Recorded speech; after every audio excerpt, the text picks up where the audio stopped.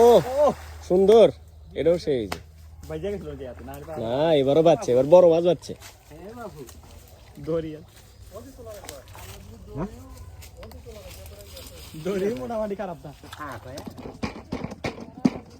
তাহলে কি ওই খরচি মরচির মধ্যে মনে হয় ইয়ে গেছে।